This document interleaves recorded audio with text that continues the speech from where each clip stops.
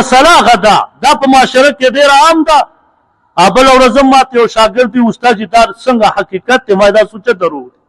واورئ غدا وی علي رضی الله تعالی عنه او بعضې خلک وایي چې امام شافعي رحمت الله علیه اول د علي رضی الله تعالی عنه دا حدیث کله بیانو وعفوا تعف نساؤکم دا حدیث مبارک الفاظ دی.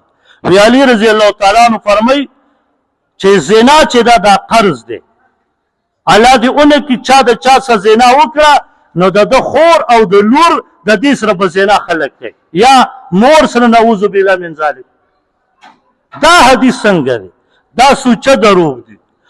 ځکه الله په قرآن کې فرمایي ولا تزر وازرة وزر اخرى. الله فرمایي څوک د بل بار د ګناه بار نشي بارولی.